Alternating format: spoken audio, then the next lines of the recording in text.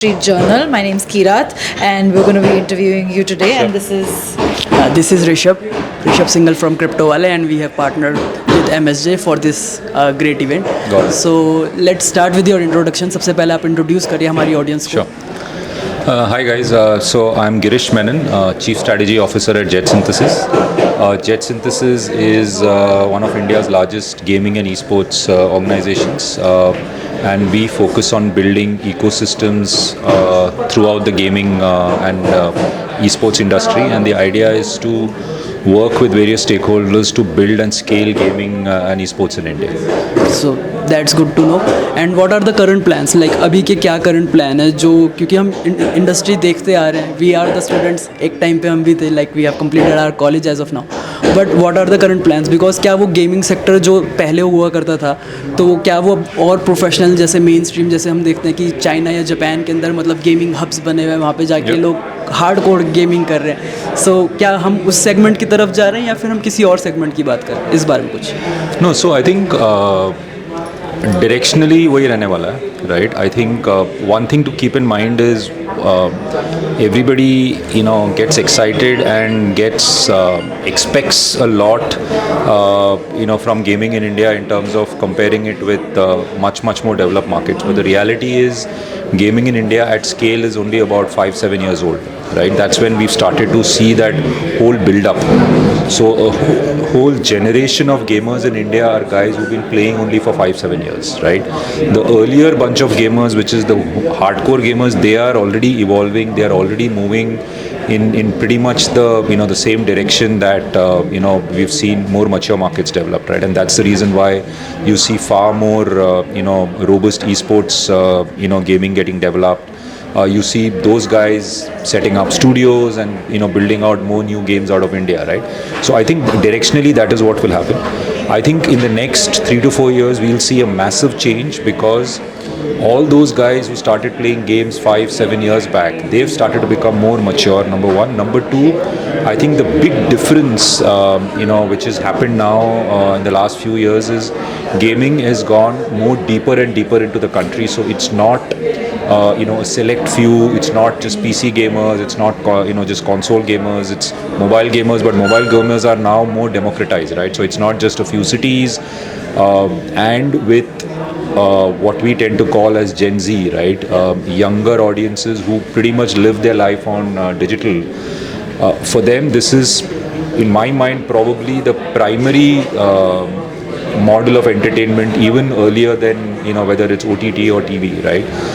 And in that context, I think gaming, is more becoming the primary model of entertainment, and as that happens, you will start seeing far more deeper build up in the ecosystem, right? And that means more people playing games, more people playing more complex games, more mature gamers, more professional gamers, right? And that's what we've been sort of looking to build out, saying how do you create that ecosystem of gamers in India, because like we've seen with any other sport in India, we tend to become better when we have sports persons from smaller cities contributing, right?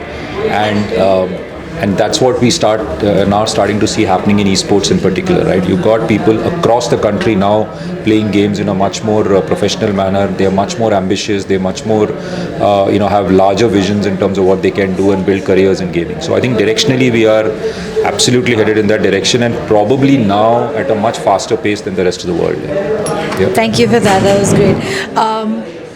Stemming from that, I'd like to ask that, do you think the play to earn gaming scenario that is there could help with India's joblessness crisis? I don't think. I think play to earn models are, in my mind, a little early at this point. Primarily because most of the models that have evolved globally have fundamentally been about the tech and the crypto angle of it. But what people tend to forget is gaming is ultimately about fun. It's about entertainment. So if you don't get the game right, everything else will fall off, right? We are starting to see projects coming up globally, which will, which is now moving in that direction, where it's game first and P2E models second, or more integrated with the gameplay, right? But I think it's still a while away before that becomes mainstream at that level. I think that's point one. So in that sense, it's a little early. If you ask me, at a statement like that to say, will it solve India's joblessness crisis? I don't think from that perspective, right? I think it's again, like I said earlier, anything in gaming is first about fun. It's only after you are enjoying yourself, you are having a great time, then you start thinking about it as a opportunity to either earn money or to make a career in that, right? So directionally, that's a while away. I think it will definitely, if you get it right, definitely help contribute. But I do think primary model is not going to be about that. It's really going to be about, are you enjoying yourself? And as part of that enjoyment, if there is an opportunity to earn something, that's great. But I doubt the right way to look at it is, earning first, enjoyment later. I don't think that's sustainable. मेरा next question sir यही था, because I have in this space जो blockchain gaming है, like from 3 to 5 years I have seen that, I have played that, and उसके अंदर जो gaming की quality है ना अभी भी, क्योंकि हम बात करते हैं जब यूनिवर्सल गेमिंग की, तो पबजी का नाम कैसे हम इग्नोर कर सकते हैं. सो ब्लॉकचेन का जो रोल इसके गेमिंग इंडस्ट्री के अंदर जो अभी तक हम लोग ऑब्जर्व कर रहे हैं, वो सबसे इम्पॉर्टेंट यही है कि जो लाइक न्यूज़ आती है ना कि एक स्टूडेंट ने 10 लाख रुपए गेमिंग में उड़ा दिए, स्टफ लाइक दैट. सो वो जितने भी गेमिंग के मतलब परचेजेज हो रही हैं, वो सिर्फ जो मेन हेड है गेमिंग के उन्हीं को जाता है, उसके अंदर कोई ओनरशिप ट्रांसफ़र नहीं होती है. So that's here the plays the role of NFTs that we talk about, and the blockchain gaming industry जिसके अंदर हम बात कर रहे हैं. सो इसको लेकर आपका, जैसे आपने बताया कि हाँ देयर इज़ अ टाइम कि वो आने वाला है, प्रोबेबिलिटीज़ है उसकी आने वाली कि 3 to 5 years और 7 years, क्योंकि तैयार है, चीज़ें तैयार है, बट गेम उस लेवल के नहीं है. तो गेम इम्प्रूव करना सबसे इम्पॉर्टेंट है, उसके बाद फिर हम जिस तरीके से चीज़ें. So that's good to hear about.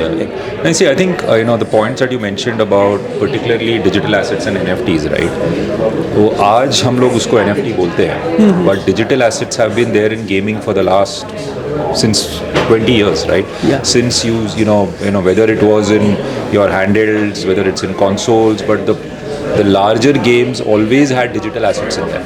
These digital assets are always tradable, right? They may had a market internally, or it was outside the ecosystem, unofficial markets had developed, right?